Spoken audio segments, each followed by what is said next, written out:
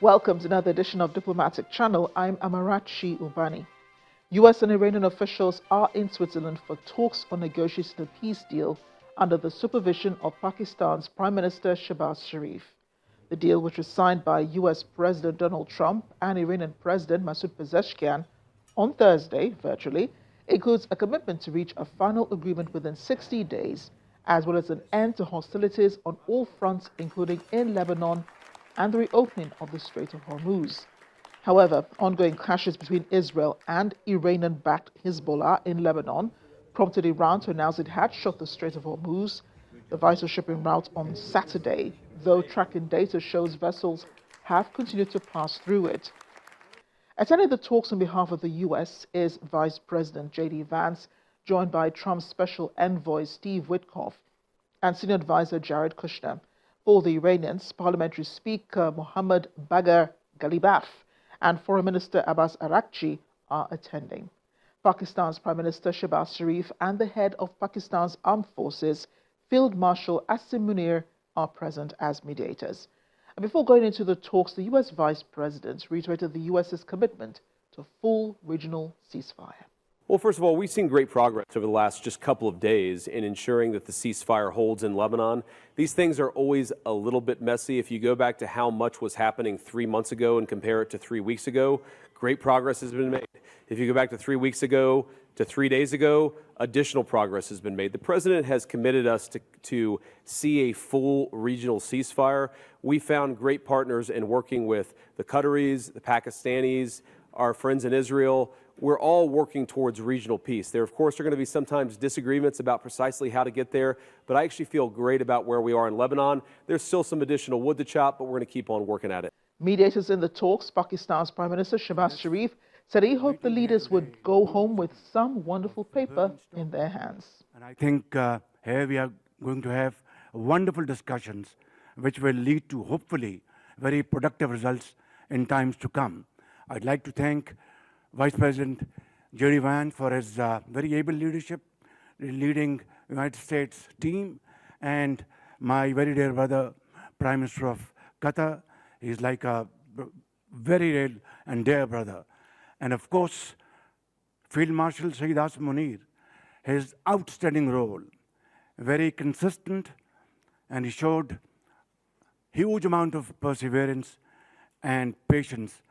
And I think together, all these efforts have culminated here in this wonderful Schönes-Bergen, and it's really very wonderful to be here. And hopefully when we go back to our homes, we'll have some wonderful paper in our hand which will both promote peace, progress, and prosperity around the globe.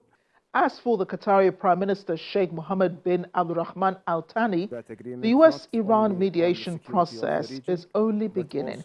His promised Doha support until the end.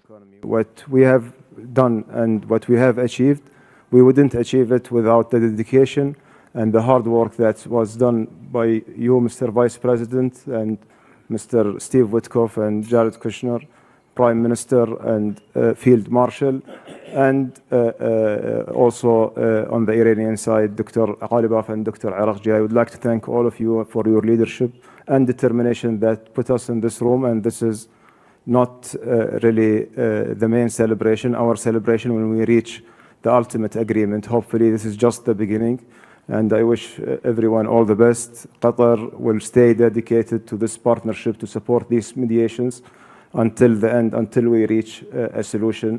We will always be a partner in bringing more peace, prosperity, and hopefully better future for our region. And now let's check in on those other discussions in diplomatic circles. Our conversation will be right back after.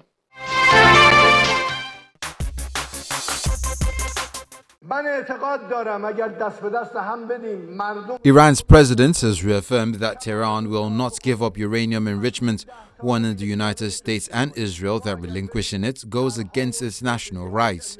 He was making the statement in Tehran as the Iranian delegation arrived in Switzerland for talks on finalizing details of a Memorandum of Understanding signed on Thursday last week. He said, What has been drafted is the fruit of collective effort. We are also doing our part to ensure we secure our rights. We will not bow to force, oppression, or humiliation. We will not allow them to deny our enrichment rights, and they have to accept this reality. The Israeli Prime Minister Benjamin Netanyahu has vowed that Israel would continue its military operation in southern Lebanon as long as necessary, a move that could jeopardize peace negotiations between the U.S. and Iran. He told the gathering on Sunday, "We will remain in the security zone in southern Lebanon for as long as necessary to protect the residents of the north and the citizens of the entire country. We have achieved great accomplishments and we will not give them up. I firmly insist on this and nothing will change it." The interim peace agreement signed between the U.S. and Iran on June 19 calls for the cessation of military operations on all fronts, including Lebanon. On June 19, the IDF responded with more than 150 strikes in Lebanon. Iran insists its nuclear program is peaceful. The foreign ministry even says that a final deal with the United States is contingent on enforcing existing commitments, including stopping all military operations. So the talks on Sunday were focused on implementation. Now, under the deal, Iran is to reopen the Strait of Hormuz, the key shipping channel through which 20% of the world's oil and natural gas travels. The U.S. has also agreed to lift a military blockade on all ships going to and from Iranian ports. The initial deal also included a $300 billion plan for Iran's reconstruction and the U.S. terminating all types of sanctions on it.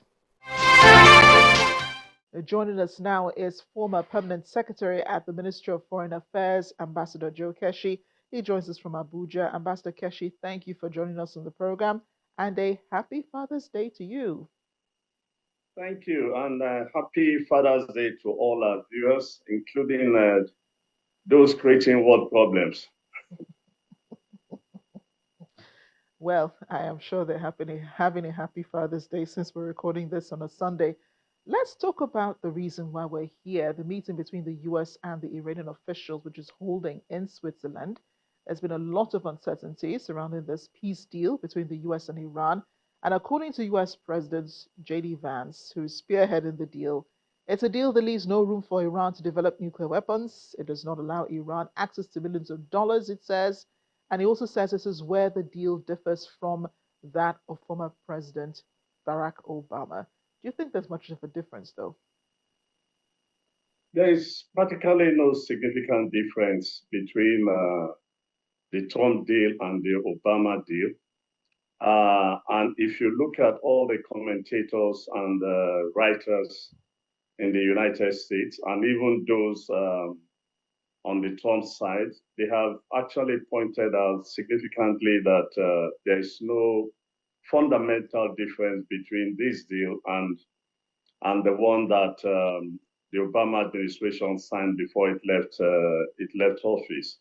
I just think that what Trump has, I think the Trump team is doing the best they can to spin this, but the reality is that they're so different, and I also think that Iran has gained more than before the war. At the end of the day, they are still going to give Iran more money, than probably that Obama administration gave. And then they have also allowed Iran to control, for the first time, to have the ability to impose taxation, on ships crossing the Hormuz Strait after 60 days. So at the end, I really don't see, most people don't see the basic difference between this deal and that of the Obama administration. Yeah, because I know I've heard the U.S. president, I think when he was in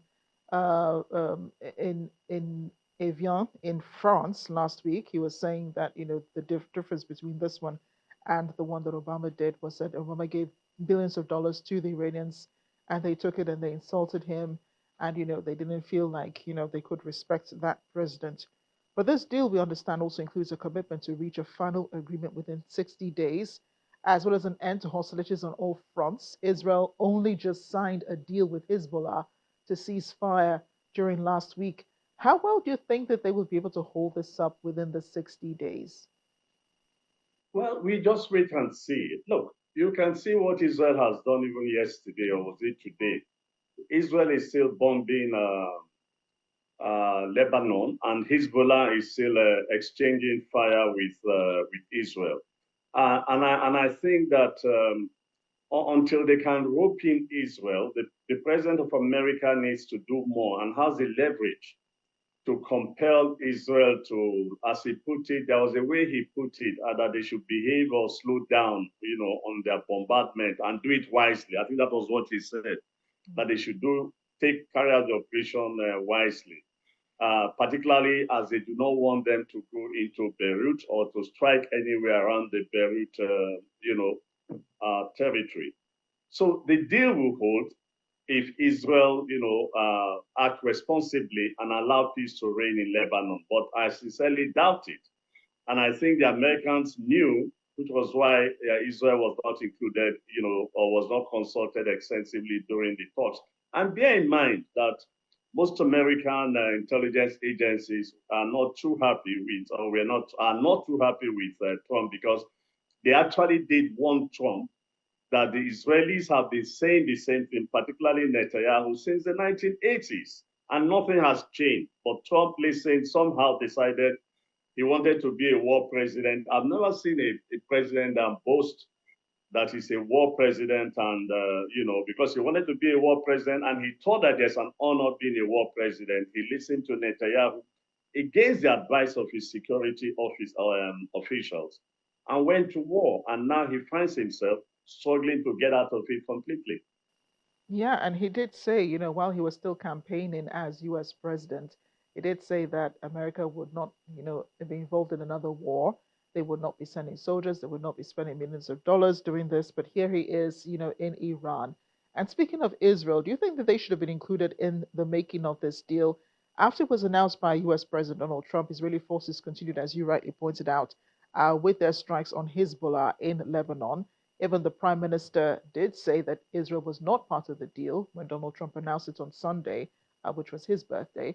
Would this have gone much smoothly, do you think, if they had been included in the discussions? And do you think the outcome of this deal would have been different? No, it would have gone the other way.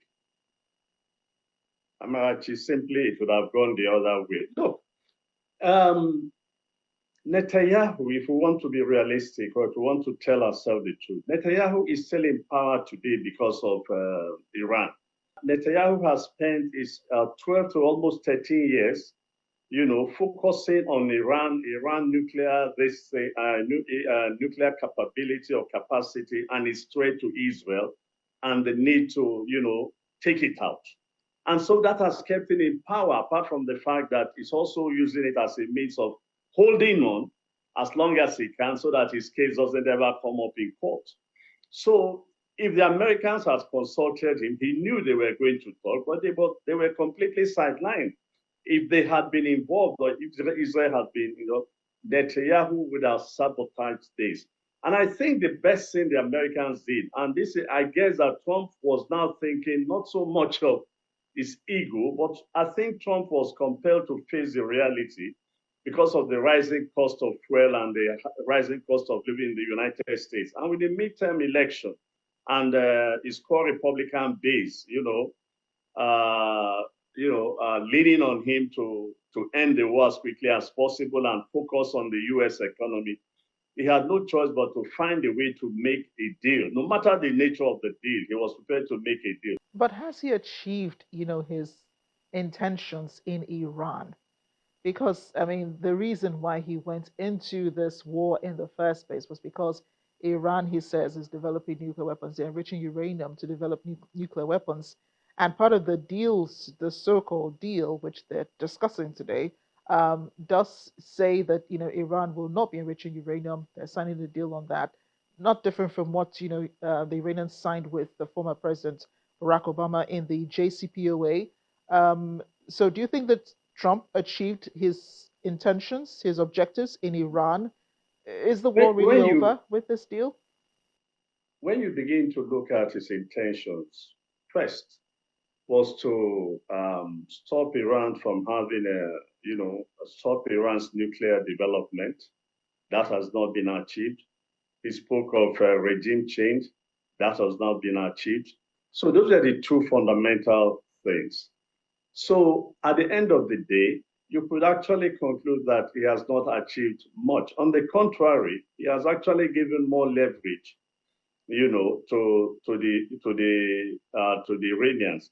But look, let's wait and see what happens at this. If we must tell ourselves the truth, the Iranians, at some point in time, particularly from the Obama time, made it clear that they were interested in nuclear development for peaceful purpose. And that was why it took such a long time in agreeing on how to guide them towards what they wanted to do. And that negotiation took 2 years, with a whole lot of people being involved. The EU was involved, the Atomic Energy was involved, and some other observers, were involved. In fact, what I found interesting about the US delegation to these preliminary talks is that I do not find enough technical people as the Obama team had in all the negotiations they had to arrive at the first nuclear agreement with the Americans. Yeah, and he's also talked about Iranian oil as well, saying he would like to do, what happened in Venezuela, make deals with the Iranian government, just like he did with the Venezuelans to also exploit Iranian oil. Just wondering, how far down the road he could go with this. I'm not too sure that that is feasible in the immediate terms. The difference, there's a lot of difference between Venezuela and the Iranian oil. The Venezuela situation was simply that it was near collapse because of the sanctions and because of what has happened over the years in Venezuela, that is oil sector virtually collapsed.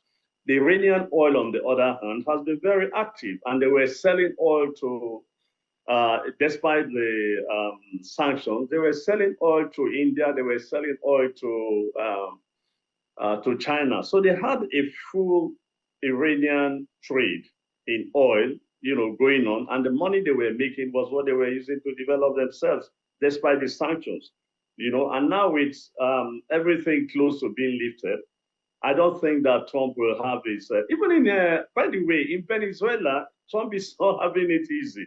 Even though one or two American oil company has been there, it's not going as smoothly as they had anticipated.